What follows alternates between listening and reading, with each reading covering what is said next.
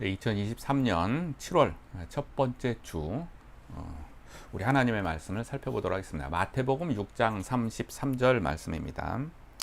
우리에게 너무나 잘 알려지는 말씀이죠. 마태복음 6장 33절 다 같이 읽겠습니다. 마태복음 6장 33절 다 같이 시작. 그런즉 너희는 먼저 그의 나라와 그의 의를 구하라. 그리하면 이 모든 것을 너에게 더하시리라. 아멘. 오늘 말씀은 그 성경 본문에 대한 내용을 깊이 있게 들어가는 것보다는 역사 이야기를 좀 해보려고 합니다. 우리가 계속해서 역사 이야기를 좀 살펴보고 있지 않습니까? 기독교 역사를 크게 이제 몇 가지로 나누게 되는데, 첫 번째는 이제 초대교회사 이렇게 나오죠. 초대교회사, 그 다음에는 중세교회사, 그 다음에는 이제 종교개혁이 중요하기 때문에 종교개혁을 하나 집어넣어서 종교개혁사, 그 다음에 근대사, 현대사, 합쳐서 근현대사 또는 나눠서 근대사, 현대사 이렇게 나눠서 다섯 가지, 네 가지 혹은 다섯 가지로 이렇게 나누게 되죠. 초대교회에 대한 이야기를 우리가 살펴봤었죠. 초대교회 때는 기독교가 국가로부터 너무나 많은 핍박을 받았어요. 그래서 기독교의 태동 때에 전반부 때 너무 핍박을 많이 받아서 그때 뭐 핍박받았던 내용에 대한 이야기를 많이 했죠. 근데 초대교회도 이제 둘로 나눠서 전반부에는 극심한 핍박을 받았지만 이제 313년에 콘스탄틴 황제가 이제 기독교를 공인해 줬고 392년에 데오도시우스 황제가 이제 기독교를 국교로 삼기도 해서 이제 초대교회 때 후반부에는 기독교가 조금 좀 어깨를 좀 피기도 했습니다. 초대교회를 약 500년 정도까지를 보게 되고, 그 이후 1000년 동안, 그러니까 1500년 정도까지를 중세교회라고 하는데, 중세교회 때는 이제 초대교회하고 정반대가 되었어요. 그래서 정반대가 돼서 종교와 국가 간에 힘겨루기를 했을 때에 종교가 이기게 됩니다. 그래서 한마디로 교황과 국가의 이제 대표 이제 황제의 싸움에서 교황이 이기게 돼서 교황이 종교 기독교의 권력뿐만 아니라 국가의 권력까지도 장악을 하게 돼요. 정치, 경제, 군사, 문화, 또 기독교 전체를 장악하게 되는 어마어마한 권력을 교황이 갖게 되는 시기가 중세교회의 시기가 됩니다. 약 1000년간, 그래서 서기 1500년 정도까지가 중세교회 시대가 갖게 됩니다. 정말 초대교회와 비교하면은 정말 격세지감이죠. 초대교회 때는 교회가 국가로부터 큰 핍박을 받는 그런 시기였다면, 중세교회 때는 거꾸로 교회가 국가까지 장악하는 어마어마한 권력이라고 하는 걸 갖게 됩니다. 그런데 우리가 잘 알지만 권력이라고 하는 것이 한 곳에 모이면, 특히 한 사람한테 모이면 참 인간이 그래요. 참 부패하게 되죠. 그것이 뭐 역사적으로도 그렇고 지금도 역시 마찬가지입니다. 지금도 온 권력이 국가 안에서 한 사람한테 집중되거나, 또는 뭐 어느 사회 단체에서 한 사람한테 집중되거나, 심지어는 가정 안에서 한 사람한테 집중이 되면 부패하는 그 배경이 되는 거예요. 배경이 모든 것이 다 부패한다고 하면 안 되겠지만 정말 부패하는 배경이 되는 것이 권력이 한 사람한테 집중되는 거예요. 중세교회가 딱 그랬다라고 하는 것입니다.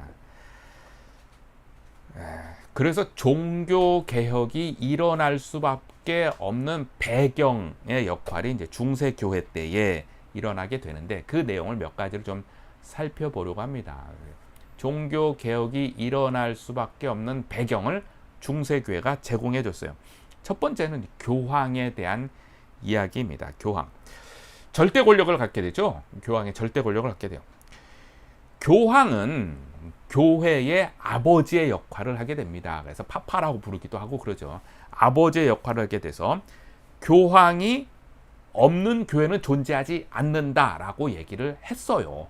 그리고 교회는 어머니의 역할을 한다고 했어요. 그래서 어머니가 없이는 구원이 없다라고 논리를 펼쳤죠. 그래서 그걸 다 합치면은 결국은 뭐예요? 교황이 없이는 구원도 없는 것이 되는 논리가 되는 거예요. 그래서 그만큼 교황이 기독교 안에서는 절대 권력, 우리의 구원 문제까지도 좌지우지할 수 있는 그런 권력을 갖게 됩니다. 자, 이러한 내용이에요. 하나님의 은혜가 오늘 나에게 전달되죠. 지금 우리는 하나님의 은혜를 받기 위해서 우리는 하나님 앞에 엎드려서 예배를 드리고 기도를 하고 찬송을 하고 성경을 읽고 묵상하고 또 선의를 베풀고 하면은 하나님의 은혜가 나한테 바로 전달이 되죠. 그것이 오늘 우리의 기독교이지 않습니까? 이것이 사실 종교 개혁자들이 수고했던 내용이에요. 그래서 하나님의 은혜가 나에게 직접 전달이 됩니다. 그런데 중세 때는 그렇지 않았다는 얘기예요. 하나님의 은혜가 첫 번째 내려오는 것은 어디로 내려옵니까? 교황에게 내려옵니다.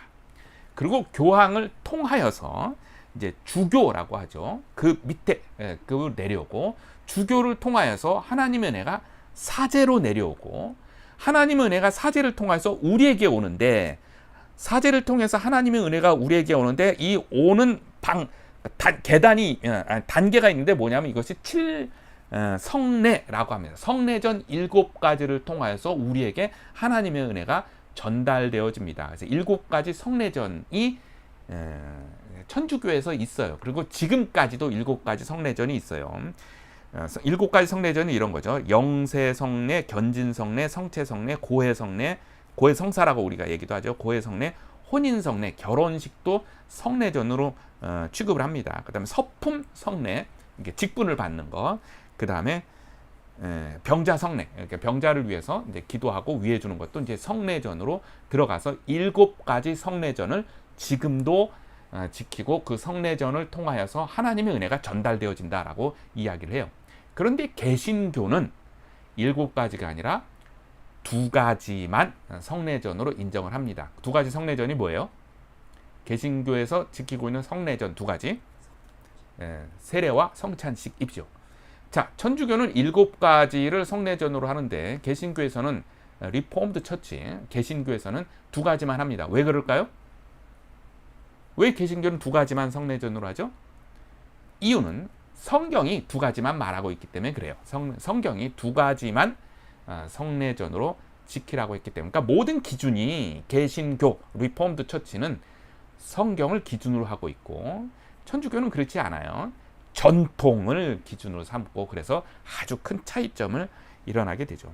다시 말해서 종교 개혁자들의 수고로 인해서 우리는 하나님의 은혜가 단계를 거치지 않고 우리에게, 나에게 직접 오게끔 하는 수고를 이미 종교 개혁자들이 하게 됐다라고 하는 것입니다.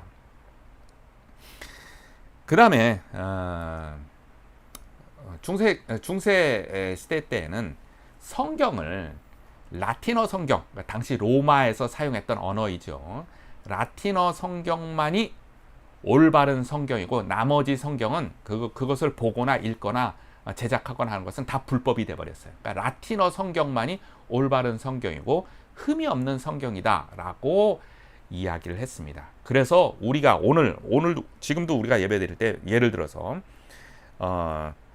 라틴어는 이제 무흠한 언어라고 이제 그렇게 인정을 했어요. 그래서 예배 드릴 때 다 같이 기도함으로써 오늘 예배를 드리겠습니다. 이 말을 라틴어로 해야 돼요. 그 다음에 중간중간에 예배 드릴 때, 자, 오늘 우리 예배를 위해서 대표로 아무개 집사님이, 아무개 장로님이 대표로 기도 인도해 주겠습니다. 이 말을 라틴어로 해야 돼요. 근데 로마에 있는 사람들은 라틴어를 쓰니까 상관이 없는데 다른 지역에 있는 사람은 라틴어를 모르잖아요. 모르는 사람은 어떻게 합니까? 그것만 외워서 그냥 합니다. 왜? 라틴어는 하나님이 정해주신 무흠한, 흠이 없는 언어라고 그들은 생각했기 때문에 그래요. 그래서 라틴어 성경을 보고 다른 성경을 보면 안 된다라고 그들은 그렇게 생각하고 판단했죠. 종교 개혁자들이 여기에서 개혁을 한 거예요. 종교 개혁자들은 성경은 누구나 자기 언어로 번역해서 스스로 보고 하나님의 은혜를 깨달아야 한다라고 하는 것이 종교개혁자들이 한 수고예요. 우리는 박수를 쳐줄 수밖에 없어요.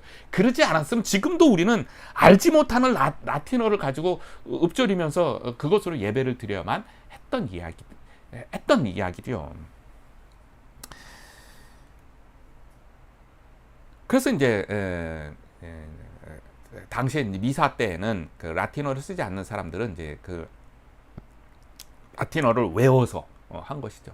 또 성경은 성직자들의 몫이에요. 성경을 읽고 해석해주고 설명해주는 것은 평신도들이 할 수 있는 일이 아니에요. 성직자들만 해야 된다라고 하는 것이었어요. 물론 이것도 이제 종교 개혁자들이 이제 바꾼 것이죠. 그래서 또 이제 나온 교리 중에 하나가 화채설이라는 것 아니겠어요? 지난 시간에도 한번 우리가 설명했었죠. 화채설은 뭐냐면 성찬식 할 때 우리가 예수님의 살을 대하고 예수님의 피를 대한다라고 하는 것이 떡과 이제 포도주를 대하지 않습니까? 떡이 우리 입속에 들어가는 순간 진짜로 예수님의 살로 변한다라고 하는 것이 화채 변화되어진다라고 하는 설.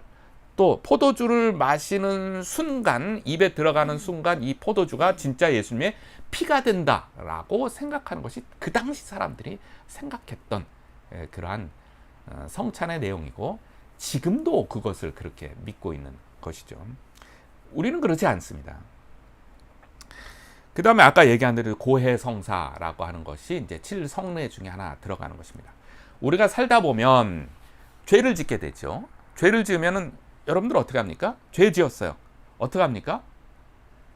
하나님 앞에 나아가죠. 그리고 하나님 앞에 회개를 하게 되고 하나님의 은혜로 죄 용서함을 받게 되고 다시 회복하게 되지 않습니까? 그것이 지금 우리가 하는 일이에요. 그런데 중세시대 때는 어떻게 했습니까? 고해성사라고 해서 누구한테 그 죄를 고백합니까? 예, 신부한테 죄를 고백합니다. 그러면 신부가 죄를 용서해 준다라고 하는 내용으로 보석 행위를 요구하게 됩니다. 보석 행위. 좋게 얘기하면은 너가 죄를 지었으니까 그 죄를 용서받기 위해서 고아원에 가서 뭐 일주일 동안 봉사를 해라. 양로원에 가서 일주일 동안 봉사를 해라. 또는 어디 가서 무엇을 봉사를 해라. 라고 하는 어떤 보석 행위를 요구하게 되는데, 이게 좋게 얘기해서 그렇지만 중세 교회가 타락하는 가장 그 핵심 내용 중에 하나가 바로 여기에요. 고해성사. 보석 행위로서 너는 돈을 얼마 바쳐라 까지 되는 거죠. 또는 어떤 행위를 해라. 이것이 참 중세교회가 타락하는 그냥 근본적인 창구의 역할 중에 하나가 됐다는 것 아니겠습니까? 다 여기에서 부패가 이루어지게 되는 그런 내용이죠. 오늘도 이 고해성사라는 게 존재한다는 것 아니겠어요? 그 다음에 중세교회가 이제 또 타락하는 원인 중에 하나가 이제 연옥설이에요. 연옥설. 지금 우리는 사람이 죽으면 예수 믿는 사람은 곧바로 천국에 갑니다. 예수 믿지 않은 사람은 죽자마자 곧바로 지옥에 갑니다. 물론 우리의 육신은 썩어서 흙으로 돌아갑니다. 매장을 하거나 뭐 화장을 하거나 아무 상관없이 우리 육신은 결국은 썩어서 다 흙으로 돌아가고, 우리의 영혼은 죽자마자 곧바로 예수 믿는 사람은 천국에 가고 예수 믿지 않은 사람은 지옥으로 갑니다. 그것이 우리가 현재 믿고 있는 리포엄드 처치, 개혁교회의 믿음이에요. 근데 중세교회 때는 연옥이라고 하는 걸 중간에 하나 뒀어요. 그래서 죽자마자 바로 천국에 가는 사람은 거의 없다라고 합니다. 아마 뭐 교황을 제외하고는 다 연옥으로 해당이 될 거예요. 다 연옥으로 가서 거기에서 공덕을 쌓아야만 천국에 간다. 이게 빌림이에요. 공덕을 쌓아야만. 그래서 살아있는 동안에 연옥에서 빨리 탈출하기 위해서 공덕을 쌓는 행위를 해야 되고, 죽어서도 연옥에서 빨리 탈출을 하기 위해서는 누군가가 나를 위해서 공덕을 쌓아주는 행위를 해줘야만 하는 거예요. 그래서 우리가 죽은 사람을 위해서도 기도하고 죽은 사람을 위해서 무엇인가를 하는 것이 그 당시에 남아있는 행위였습니다.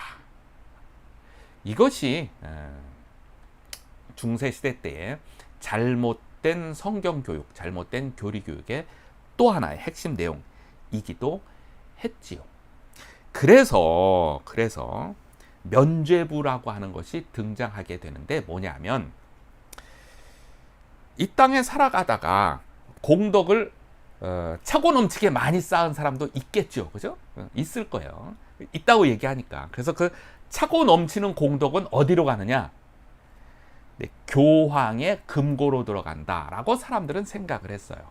그래서 교황의 금고에는 사람들의 공덕으로 차고 넘쳐요. 차고 넘쳐요. 그래서 교황은 공덕이 부족하다고 여기는 자에게 그 공덕을 돈 받고 판매합니다. 그것이 이제 소위 말해서 면죄부가 되는 거예요. 연옥에서 빨리 탈출할 수 있도록 돈 받고 그것을 판매하는 이 부정부패가 여기에 자리 잡게 되는 것입니다. 또 하나 이제 중보자에 대한 내용입니다.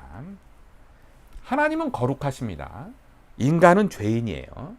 그래서 이 죄인된 인간이 구원받고 하나님과 연결되기 위해서 예수님이 우리의 중보자가 되어주십니다. 그렇죠. 예수님이 우리의 중보자가 되어주셔서 예수님이 우리를 대신해서 우리의 죄값을 대신해서 십자가를 지셨습니다. 그래서 예수님을 나의 구원자로 구세주로 믿는 자는 예수님의 이름에 힘입어서 하나님의 자녀가 되고 뿐만 아니라 이 땅에 살아있는 동안에 예수님의 이름을 힘입어서 하나님 앞에 기도하고 하나님의 은혜를 직접 받습니다. 그것이 오늘 우리가 믿고 있는 믿음이요, 우리의 신앙생활의 핵심입니다. 그런데 중세시대 때에는 이것이 변질되기 시작을 했어요. 예수님이 그런 분인 줄 믿는데 예수님은 부활 승천하셔서 하늘 보좌에 계십니다. 그러니까 우리와 거리가 멀다라고 생각을 했어요. 그래서 너무 어려운 분으로 생각을 해서 어렵지 않은 분을 중간에 또 한 명 집어넣었어요. 그것이 누구예요? 마리아입니다. 예수님의 어머니인 마리아를 넣어서 마리아가 우리와 예수님 간의 사이에 중보자 역할을 한다고 그들은 믿었어요. 근데 마리아는 성령으로 예수님을 잉태했잖아요. 그리고 성경을 읽어보면 자연스럽게 성령으로 예수님을 잉태한 이후에 그의 남편 요셉과 함께 이제 가정을 이루어서 그 이후로 이제 자녀들을 낳고 살았던 것이 자연스러운 모습인데 중세시대 때는 마리아를 성녀로 부각하기 위해서 자식을 더 낳았다라고 하면 이미지가 좀 깎이잖아요. 그래서 마리아는 예수님을 낳은 성령으로 잉태한 이후에 그 다음부터는 자녀를 낳지 않았다라고 그렇게 해석을 해요. 그러니까 교황이 그렇게 해석하면 그게 맞다라고 그들은 알고 있는 거예요. 그렇게 해석을 하죠. 그런데 또 문제가 생겼어요. 마리아도 너무 거리가 멀다라고 생각을 해서 마리아의 어머니 한 명 더 집어넣었어요. 마리아의 어머니 안나예요. 안나. 마리아의 어머니는 좀 더 가까우니까 마리아의 어머니를 중보자로 더 넣어서 마리아의 어머니를 향해서 기도하면 마리아의 어머니가 그의 자녀인 마리아한테 말할 것이고 마리아는 그의 자녀인 아들인 예수님한테 말할 것이고 그러니까 그 기도가 좀 더 빨리 쉽게 전달된다라고 믿어서 한 명을 더 넣어서 안나라고 하는 사람을 한 명 더 넣었어요. 근데 안나도 이미 오래전 사람이잖아요. 그러니까 그 가운데 또 중보자를 또 넣었어요. 누구예요? 성인들이라는 거죠. 이 땅에 살아가면서 큰 일을 하신 분들을 성인으로 지명하여서 성인을 향하여서 기도를 하게 됩니다. 그러니까 성인은 지금도 계속해서 지명해서 나와요. 그리고 그 사이에 하나를 더 집어넣는다면은 그 성인들을 그려놓은 그림이든지 어떤 형상들 이든지 이런 것들은 우리한테 가까이 있으니까 그것들을 향해서 기도하고 비나이다 비나이다 하고 그렇게 되죠. 그래서 중보자 또 중보의 물건들이 가운데 되게 많아요. 그것을 개혁하자고 한 것이 종교 개혁의 내용입니다. 모든 것을 싹 없애고 오직 우리의 중보자는 오직 예수님만이 우리의 중보자가 된다고 하는 것입니다. 재밌는 사건이 이제 중세교회 때 일어나게 되죠. 1305년에 교황을 이제 새로 뽑게 되는데 1305년에 교황이 프랑스 사람으로 뽑혔어요. 프랑스 사람으로 뽑혔는데 이분이 교황은 로마 교황청 가서 근무를 해야 되는데 그게 싫어가지고 프랑스 아비뇽에서 교황의 업무를 보겠다라고 해서 거기서 봤어요. 그 다음번 교황도 프랑스 사람이 뽑혔네요. 그러니까 그분도 앞에 선보에 따라서 교황의 직무를 로마 교황청에서 하지 않고 프랑스 아비뇽에서 했어요. 세 번째 교황도 프랑스 사람이 뽑혔네요. 그래서 계속해서 아비뇽에서 70년간 교황의 일을 프랑스 아비뇽에서 했어요. 그랬더니 로마 교황청이 조금 화가 나기 시작한 거야. 아, 우리를 무시하는 거야? 아니, 로마 교황청을 무시하는 거야? 라고 해가지고 열받아가지고 아비뇽에 있는 교황을 박탈시켜 버렸어요. 그래서 그들끼리 교황을 새로 뽑아서 로마 교황청에서 근무를 하게 했습니다. 그러면 아비뇽에 있는 로마 교황이 아, 그렇구나, 내가 잘못했구나, 나 이제 박탈되는 게 맞아, 그럼 나는 이제 교황 안 해 라고 했을까요? 아니에요. 웃기는 소리, 내가 교황이야, 난 정식으로 뽑혔어 라고 해서 한동안에 교황이 2명이 된 적이 있어요. 웃기는 소리죠.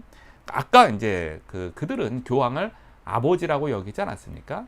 그러니까 아버지가 어느 순간에 2명이 된 거예요. 그랬더니 이게 복잡해지니까 공의회가 모여서 이 문제를 해결해 보려고 했습니다. 그래서 해결해 보려고 했는데 어떻게 해결했냐면 교황 둘 다 파면하고 새로운 교황을 뽑았어요. 그랬더니 그러면 교황 2명이 아, 그렇구나, 우리가 문제를 일으켰으니까 우리 둘 다 물러나는 게 맞아 라고 했을까요? 아니에요. 그래서 한순간엔 교황이 3명이 된 적도 있어요. 참 코미디 같은 일도 발생을 하게 되었지요. 이것이 중세교회 때의 모습입니다. 개혁이 일어날만 하겠지요. 개혁이 일어나야 합니다. 그래서 1517년에 마틴 루터가 구텐베르그 정문에, 성당 정문에 95개조 종교 개혁문을 쫙 걸고 종교 개혁을 해야 된다라고 시작을 외치고 시작을 한 것이 종교 개혁의 시작입니다. 종교 개혁. 그래서 오늘 종교 개혁을 통해서 오늘 우리가 받아야 될 교훈은 무엇일까요? 1517년에 종교 개혁이 일어났으니까 지금은 2023년이죠. 그러면은 몇 년이 된 것입니까? 1500년. 그러니까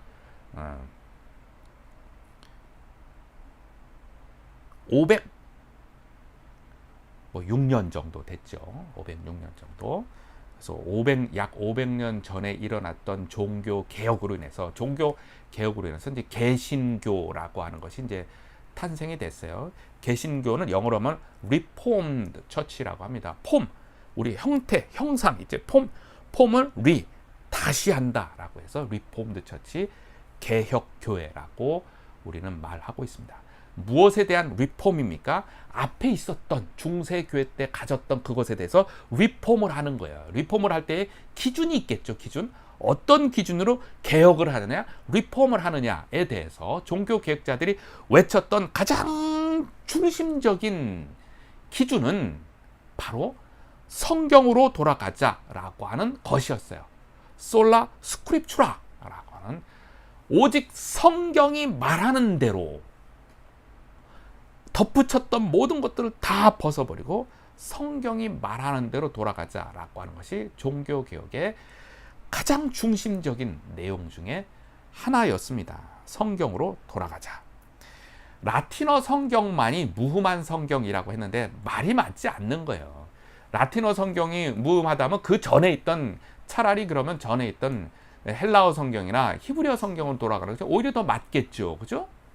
그 원어 성경으로라고 말하는 그것으로 돌아가는 게 맞지 왜 라틴어 성경이 맞겠어요? 옳지 않아요 라고 외쳤던 사람이 바로 에라스무스라고 하는 사람이었죠. 차라리 그러면은 헬라어 성경을 번역하고 히브리어 성경을 번역하는 게 맞지 왜 라틴어 성경이 맞냐? 맞지 않아요. 그래서 종교 개혁자들이 외쳤던 것 중에 하나가 뭐냐면 성경은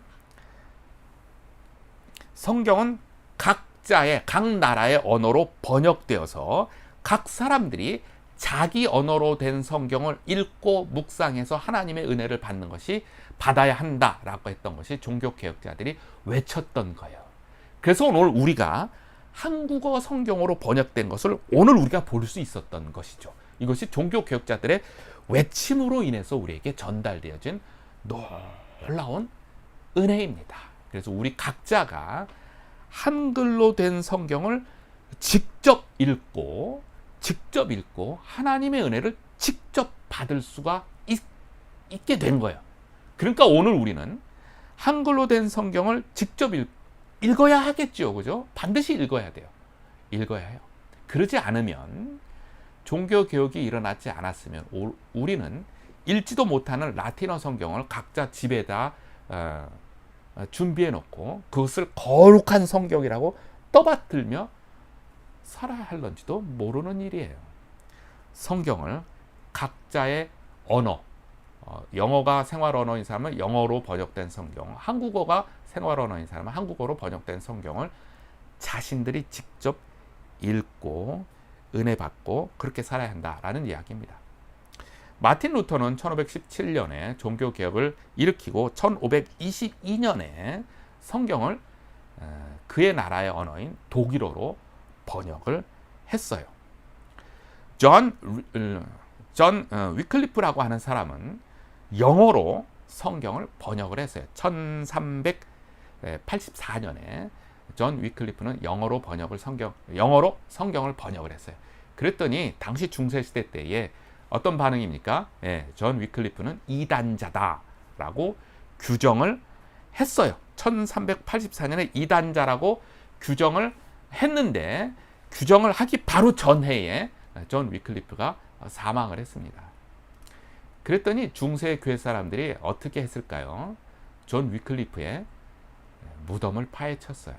파헤쳐가지고 그 시신을 꺼내서 그는 이단자라고 해서 그 시신을 화형시켜 버렸어요. 이만큼 참 종교개혁은 목숨을 내걸고 하는 일이었어요. 초대교회 때에 믿음을 지키는 것이 목숨 내거는 일이었다면 동일하게 중세교회 때에 종교개혁을 하겠다라고 하는 것은 역시 목숨 거는 일이었습니다. 마틴 루터는 종교개혁을 한 이후에 독일어로 성경을 번역을 하게 되었지요. 각자의 언어로 성경을 읽고 묵상하고 하나님을 만나는 것은 행복한 일이고 이것은 종교개혁자들이 우리에게 전달해준 가장 위대한 일 중에 하나입니다. 따라서 우리가 지금 하나님의 은혜를 만나고 하나님으로부터 지혜를 얻고 평강을 얻고 영광을 누리려면 성경을 가까이 해야 되죠. 매일 단위로 성경을 읽고 묵상하고 감사하며 영광을 돌리고 하나님을 만나고 하나님의 은혜를 만나는 것을 반드시 해야 되겠죠.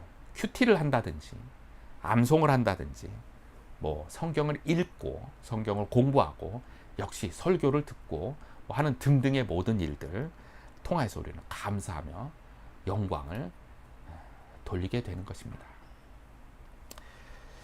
두 번째, 종교 개혁을 통하여서 우리에게 준 은혜. 두 번째는 개혁은 계속되어져야 한다라고 하는 것입니다. 개혁 교회는 계속 개혁되어져야 한다는 내역이고 개혁 교회 신자는 계속 개혁되어져야 한다는 것이 종교 개혁이 우리에게 준 교훈입니다. 우리가 신앙생활을 합니다. 뭐 10년 신앙생활하고 20년 신앙생활하고 30년 신앙생활을 하게 되면 혹이나 이런 생각이 들런지도 몰라요.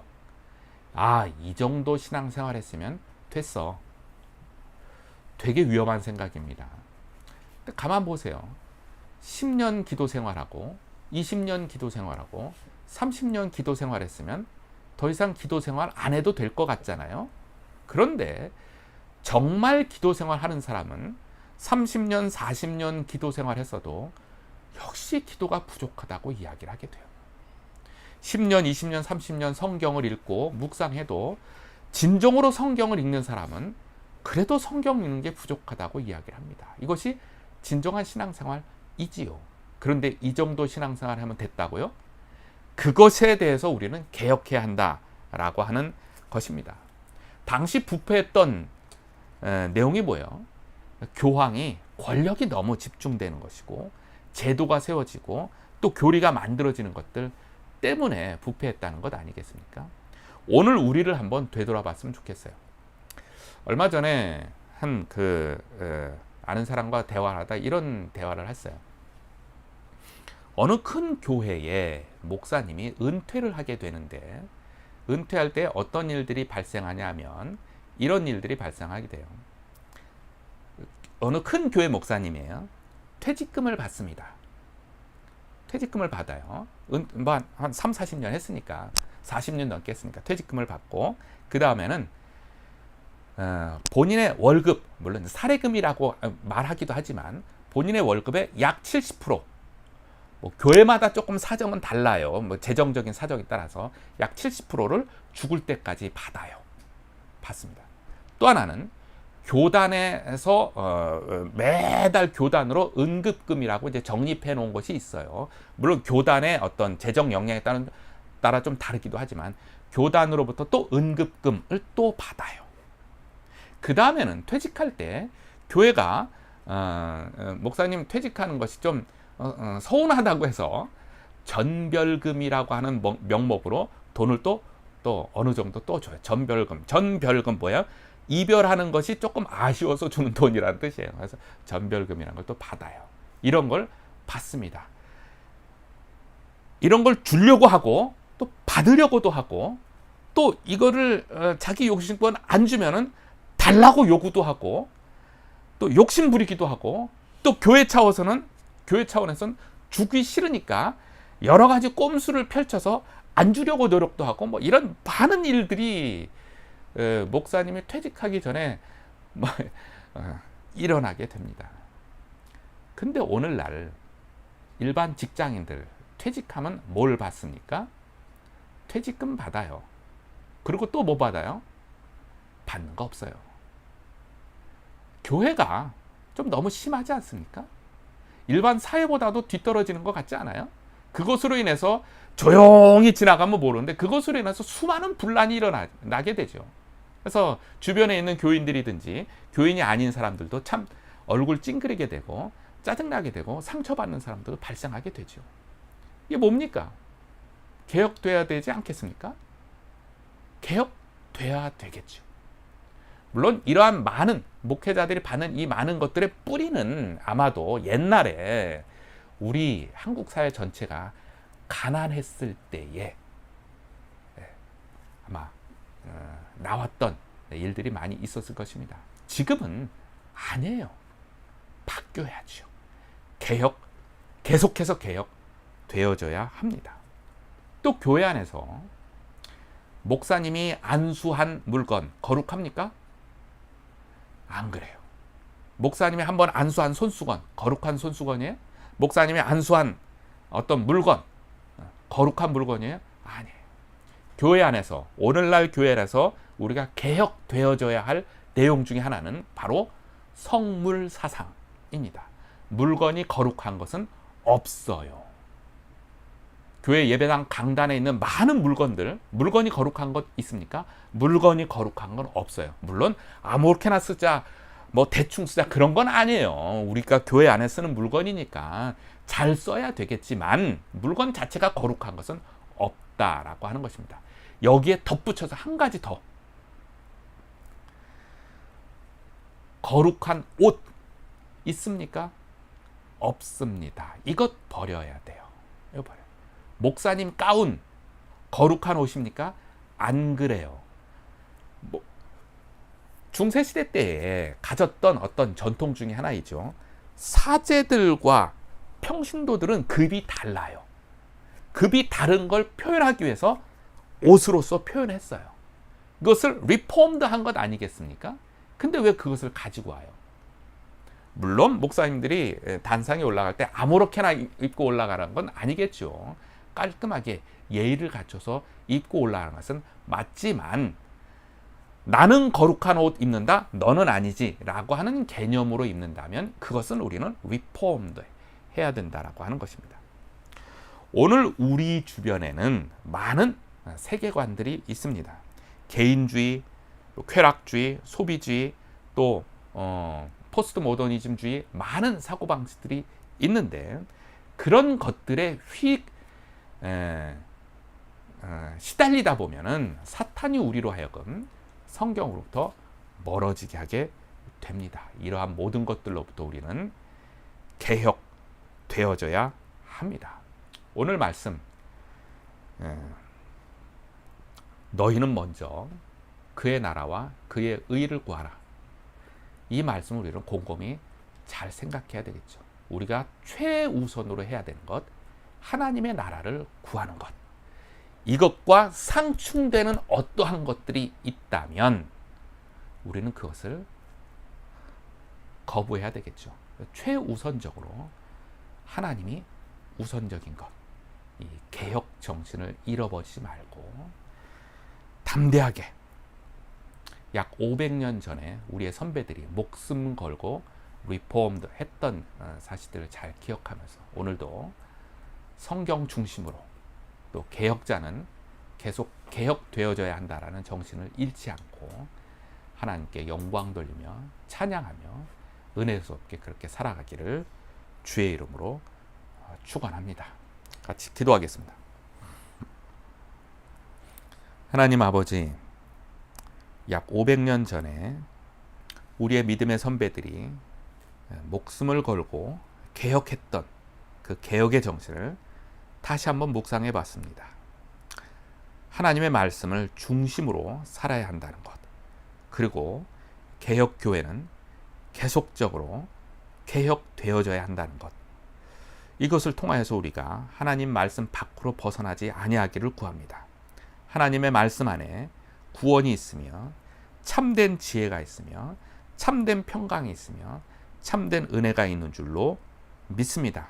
그러한 은혜로 이번 한 주간도 우리를 붙잡으시며 다스리시며 함께하여 주옵소서. 지금은 우리 주 예수 그리스도의 은혜와 하나님 아버지의 극진하신 사랑하심과 성령님의 감화하시고 감동하시고 역사하심이 하나님 말씀 중심으로 살아가겠습니다. 개혁교회는 계속해서 개혁되어져야 합니다. 고 고백하는 주의 백성들 머리머리 위에, 그 삶 위에, 앞날 위에 지금으로부터 영원토록 함께하기를 간절히 축원하옵나이다. 아멘.